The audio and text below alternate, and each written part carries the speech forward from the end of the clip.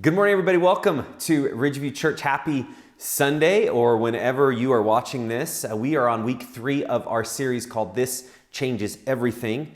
And we're talking about how Jesus' life, his death for our sins, his resurrection, how it makes a difference in like every facet of life. And we kicked this off on Easter. But we want to extend the hope in Easter really to every area of life that we find ourselves in. Today we're talking about how Jesus, when we decide to follow him because of what he's done for us and the hope that he gives, how it changes our approach to disappointment. And today we're talking about kind of those things that we have all faced, especially recently. I think I've never been in a moment in my life where this last year that I've been more disappointed by things. Maybe you've faced this too. Have you had to change any of your plans? I know we have. We had plans for the church that we've had to shift. We had plans for our family that we had to shift. I remember last summer my daughter just thinking, well, certainly everything with COVID will be done by summer because we need a summer vacation. We need a summer break. And things just kept on rolling. And you may have faced that same thing. Like you just want to get to this point of normalcy. You want to get to this point maybe where things come together, whether it's just in your life, things that you've been working on. But what happens in life a lot of times is we have a sense of like an expectation of timing, an expectation of reaching a certain goal, or expectation of a relationship being a certain way, and it doesn't happen. Either the timing is longer than we thought, or we don't have as much time as we had hoped, or this relationship that we had that we really cared about that we thought would be at a certain place, it isn't. And in fact, maybe it's worse. And so today, the idea of disappointment is in every facet of our lives, like what are the ways that we face that? And so I just want to kind of encourage you right now to think, like, have you been disappointed recently? And just take a moment to think, like, does anything come to mind when I ask that question? Is there any kind of disappointment or sense of, oh, that was so hard. I wish that wouldn't have happened. Just take a moment to think. Because as you think, that will help as we build out the rest of the message. So as you kind of begin to think that, I want to talk about the importance of how we respond to disappointment. Disappointment is inevitable.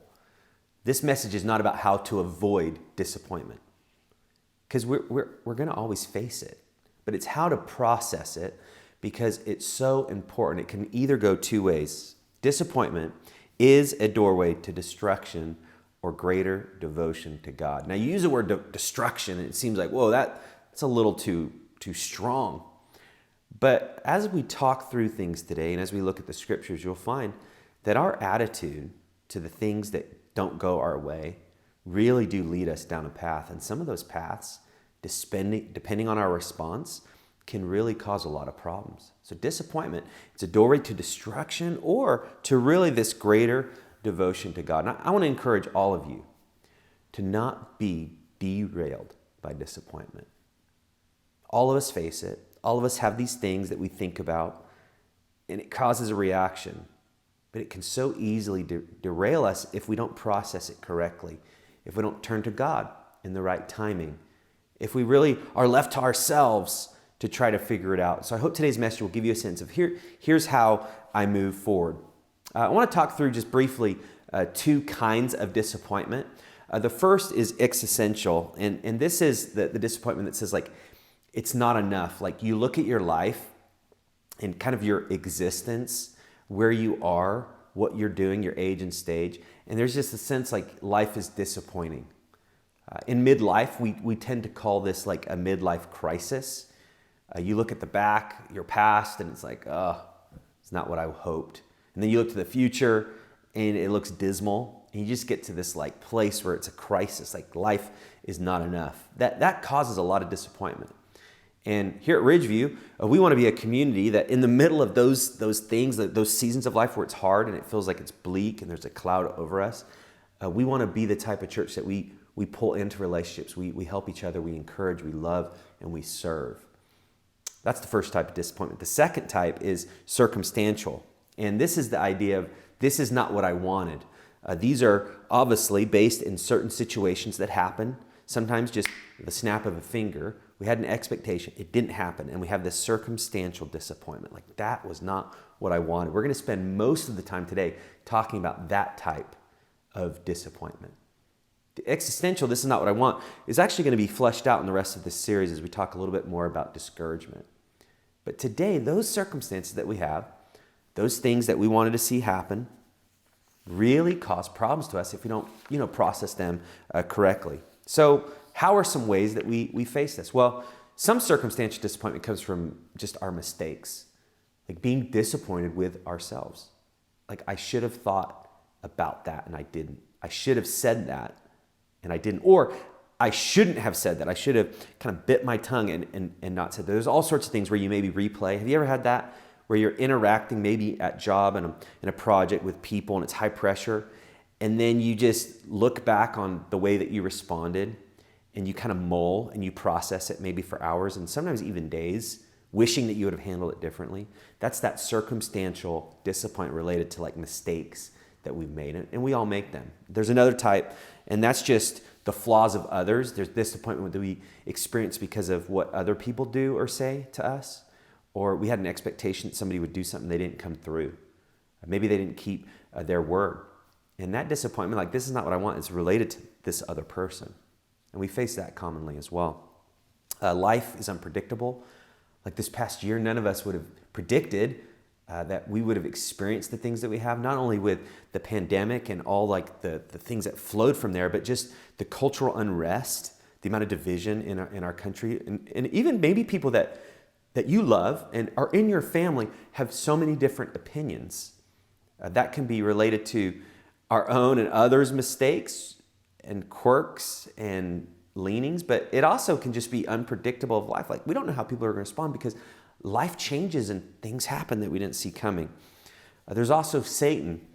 And here at Ridgeview, and as you dig into the scripture, the spiritual dimension is real. Satan is real. We have an adversary. If you're a follower of Christ, Satan wants to come against you. And in the scriptures, Paul talks about that. And he talks about his plans. He said, but we wanted to come to you, but Satan hindered us. And there's a real person in Satan, and he wants to come against us. And he's this force of evil, of darkness, that wants to thwart our plans. And that can lead to disappointment as well. Also, there's this aspect of some disappointment can even be from God's hand where he closes doors and we don't know why. And that can lead to disappointment. Like, we really wanted him to provide in a certain way and he didn't. We really wanted him to come through and it feels like he didn't. And that can be a major source of disappointment. And that can actually lead us, again, in that response, that could lead us into a really tough place where we begin to question God. We begin to wonder. And then some of it God uses for our good. In fact, he uses all of the disappointment for our good as we process it correctly, not as we turn to him. But we have to get to a place where we can wrestle with all these things. What I've done, what others do, the unpredictability of life, the enemy that we have in Satan. And then God's hand sovereignly, which means he's seeing everything. He's in control. How can he use this, for my good? And so I want to talk about kind of this response paradigm. And there's like 3 tracks that we can respond to disappointment. Again, all of it will happen. And there's this anticipation we have for something, and then it doesn't happen. That leads to this disappointment. And there's 3 tracks, and really summarized with like these 3 approaches. The first is, we can get mad. The second is we can get sad. Or the third is we can trust God. And usually when we face disappointment, we can experience all of those at the same time, and then we have to push through. Or we can experience all of those at the same time, and then we choose the track that we want. And so I hope from today, you'll get a sense of how do I move beyond the sad, beyond the mad, to this place where I can trust God. Those emotions are normal. All of us have to deal with the emotion of disappointment. But I hope today will encourage you to kind of have this short response to that so that you can move to this place where, okay, I'm going to turn to God in this. I'm not going to wallow. I'm not going to build up my anger, but I'm going to trust God. So choose your track, 3 response tracks to disappointment. Here's an image of this that you can see on your screen. I hope this will give you a sense. And you'll see like there's an upward track, a downward track, and then a track that goes through. And we're going to be going through each of those. And I want to start with the first track that goes from the anticipation to being disappointed. And all tracks go through this. We anticipate something to happen, and then we get disappointed when it doesn't. So all of that is normal. Each track follows that and the emotion that comes. But notice what happens, and this is what we're going to go over, as those emotions kind of take over. So let's start with the anger track. This is the energy goes up. We're anticipating, we're disappointed. And then we respond in anger. And this kind of starts with just this sense of resentment. And you can see that. We all deal with that. Like, I resent that this happened. And I'm frustrated that it's happened. This isn't right that it happened. And we all have to deal with the resentment. A lot of times that can be the circumstances. A lot of times we can resent people. We can be frustrated. We can hold grudges. All of these things happen. And it leads to kind of a sense of bitterness that we have. We just get that angry and it leads to that rebellious. And we get to this point a lot with God too. Like, we get disappointed and then we get resentful and we start asking questions, and these questions usually don't help because we don't really know the answer. And because we don't know the answer, that's where we get into this anger. And because this anger is building, it actually leads us to rebellion. And what you find in both the sad and the mad tracks, the end is rebellion. So when I talk about the destruction, it's a doorway to destruction or greater devotion. If you go the sad way or the angry way, that rebellion is just lurking. That just kind of like willingness to bail. You may be here and you're having a hard time praying. Have you experienced that before? I have. Where you're just having a hard time turning to God, like your relationship seems impersonal. He seems distant. And a lot of times it's because there's things that you wanted to happen that hasn't. And that resentment has kind of been built in your heart. And you may have just had a hard time praying, and it's like, I can't. I'm prayed out. I don't know if you've ever heard anyone say that or you yourself saying it, but it's like, I prayed out, which is basically saying it's not worth it.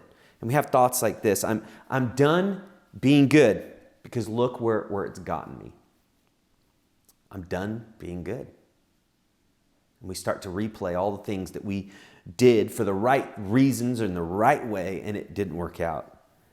Or I've been doing good and look how bad things are. And you start to get into, it's not fair, which is an enemy thought. The enemy wants us to think that a lot. It's not fair.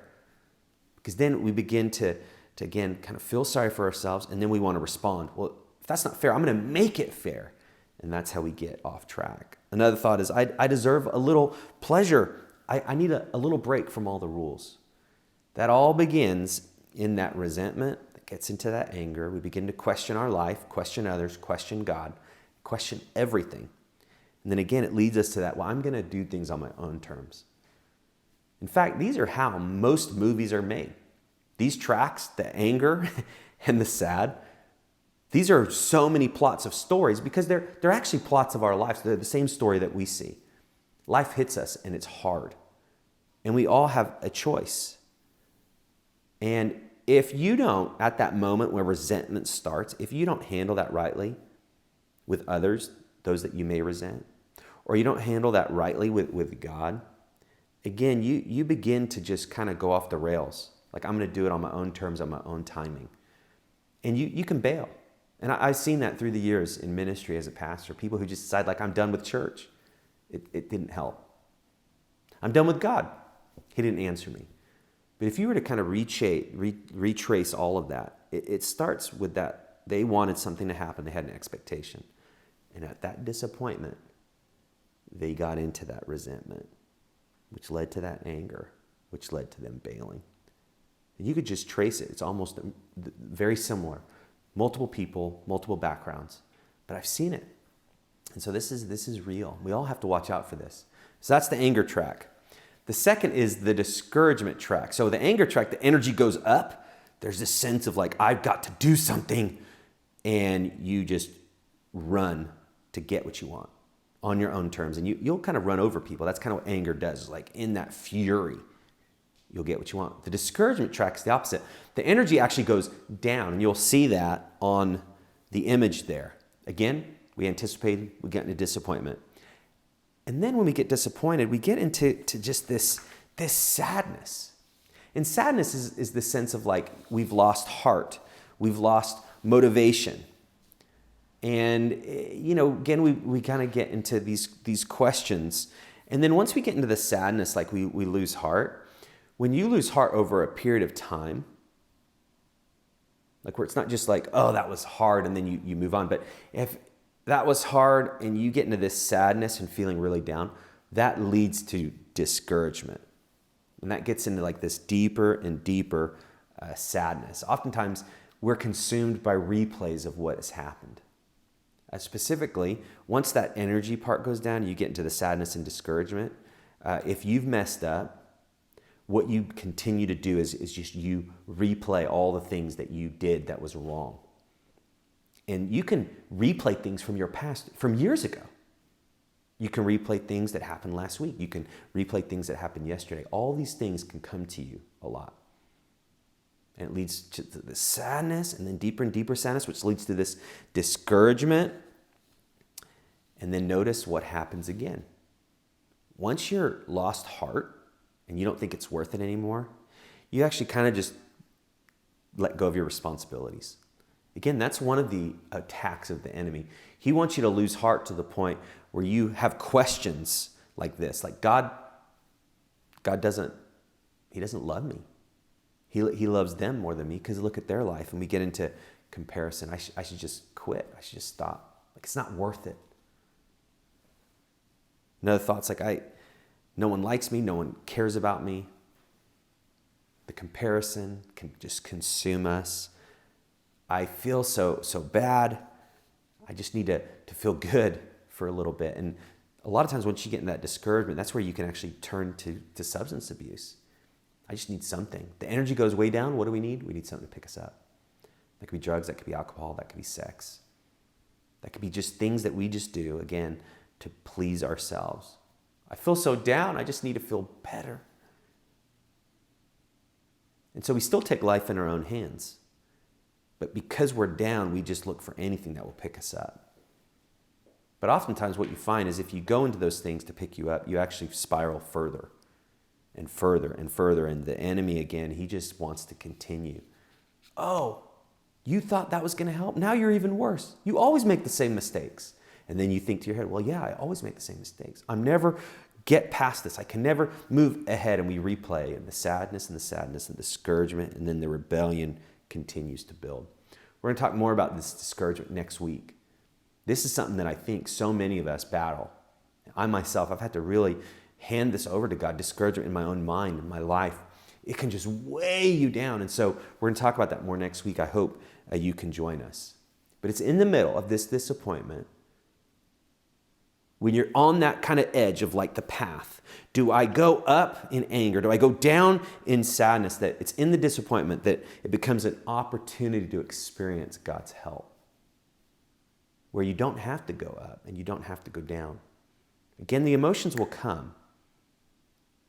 But that brings the third track. What should we do? And this is the faith track. And our energy goes forward.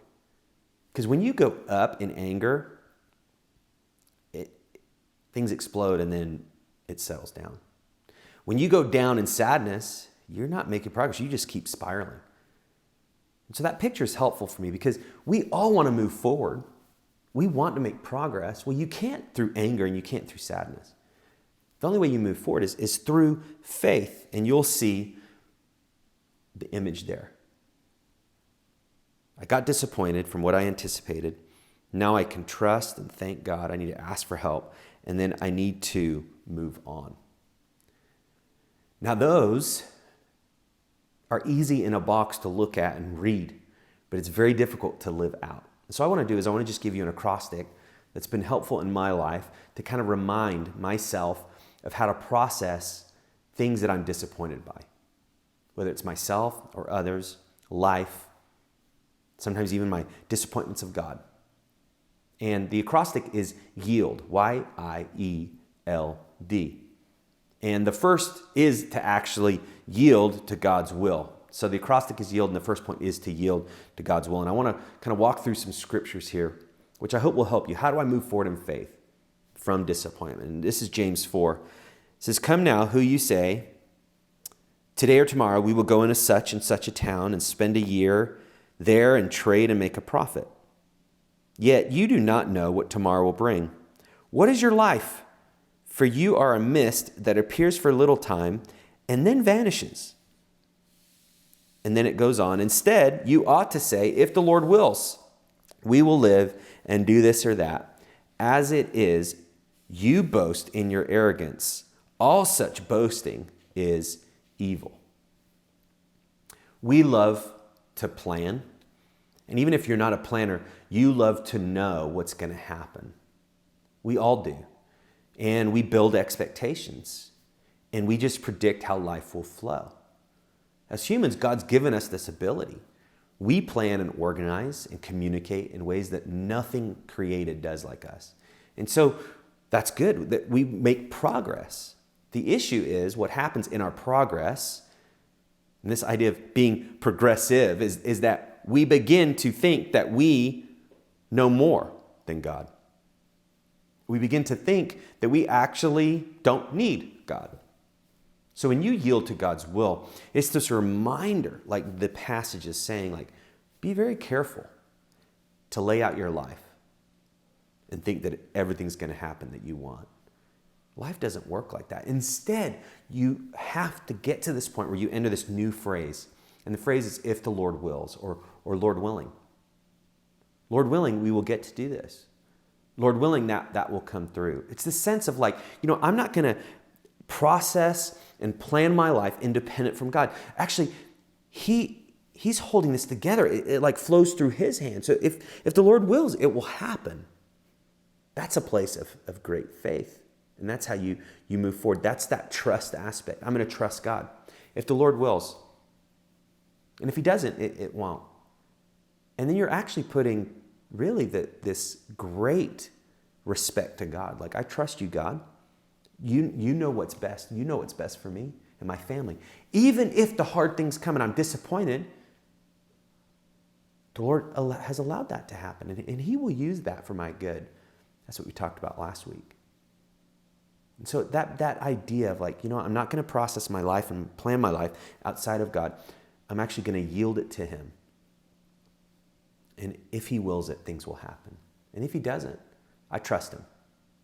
It's very important. That's the first. That's the why. The next is to identify what's real. And this is just the idea of when disappointment comes, sometimes we're swirling, whether it's the anger, the sadness, the discouragement, the resentment.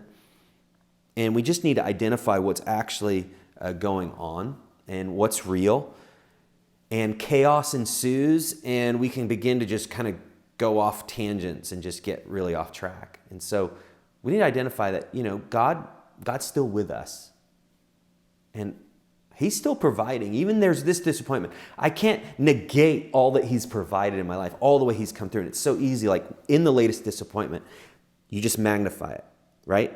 And as you magnify the disappointment, what happens? Well, what happens when you magnify something? It becomes bigger.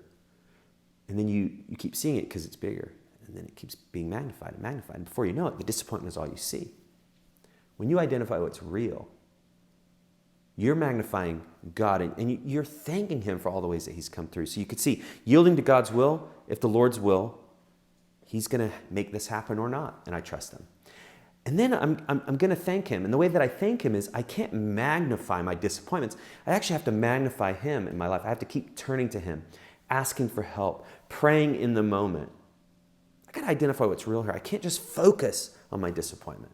If you do, it just gets bigger. Scripture that's helpful for me is Psalm 16. It says, "I know the Lord is always with me. I will not be shaken, for He is right beside me. No wonder my heart is glad and I rejoice. My body rests in safety." So our circumstance could be shaky. The world could be shaky. Our plans could be shaky. And it feels like we can't move forward because everything's shaky. But actually, God is not shaken. He's not shaken by anything that happens in our life or the world. Nothing shakes Him. He's the rock. He's this shelter. He's this refuge. And that's why we can ask Him for help. So we yield to God's will. We identify what's real. And then it's the E. We need to enjoy what we have now. And I've already mentioned this. You have to go from magnifying the disappointment to magnifying the good things. Ecclesiastes says this, enjoy what you have rather than desiring what you don't have. Just dreaming about nice things is meaningless, like chasing the wind. Recently, this last week, I was in a Panera working where I do. It's one of my offices. And a mom and her 2 kids were eating lunch kind of at a table nearby. And the mom had ordered food for her daughter. And she ordered some mac and cheese, but she had ordered it with broccoli like moms do and parents do. If we want kids to eat their vegetables, we put it into food and we figure out creative ways to do that. And so the broccoli was in this macaroni and cheese. And this girl, she was probably about 6 or 7, this girl's face when she just went from this like delight of eating this mac and cheese to seeing this green, ugly vegetable called broccoli on top, and the look of disappointment. I really wanted to go over and say, hey, I'm going to be speaking about disappointment on Sunday. Could I take a picture of your daughter? But that would probably freak out everyone in the family. But she just couldn't hide her disappointment. And she didn't eat it. And she just was looking solemn at her mom the whole time. Like, why did you order that? I didn't want this. Why did you order that? Just kept questioning and questioning. And I thought that was a great picture of what happens to all of us. It's normal, but she couldn't enjoy what she had because there was a part of it, it wasn't what she wanted. And she didn't think like, how could I enjoy some of this? And maybe I should try it. She didn't even try it. And I think that represents a lot of life. It's not exactly how we want, so we just throw it all out. It's not as I planned. It's not as I pictured. Our plans and our picture, man, they're so strong pulls. But Ecclesiastes is saying, you know what? We need to enjoy what we have rather than that dreaming. I think that's such a great picture. It's like, oh, we're just dreaming. I wish it was like this. Well, it's not.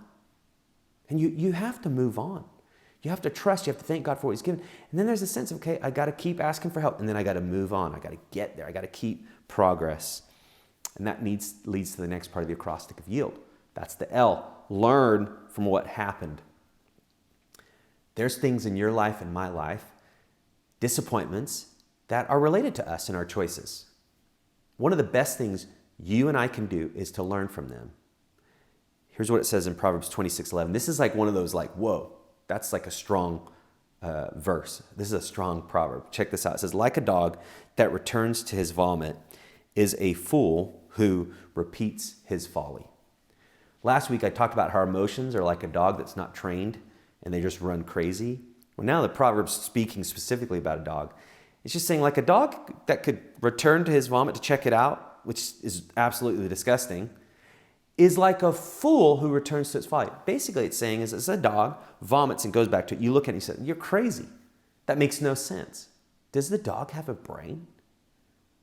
And what the proverb is saying is, when we keep making the same mistakes and never learn, and we keep making the same mistakes, we're just like the dog. It makes no sense. But why do we do it? It's because there's a shift that's happened in all of us. And we think experience is our greatest teacher. And we even have statements like, well, this is just life. I have to roll with it. But experience isn't the greatest teacher. Evaluated experience is the greatest teacher. That is, what did I learn from the experience? What did I do that led to this happening, whether good or bad? What did others do? It's this idea of you have to ask questions. You have to debrief with yourself. You have to make connections. You have to get input. I had this experience. I'm in the middle of it. This is a problem. It's chaotic. There's a conflict. Well, you don't just want to keep having that experience and say, well, I'm learning. No, you maybe keep having the experience because you haven't learned.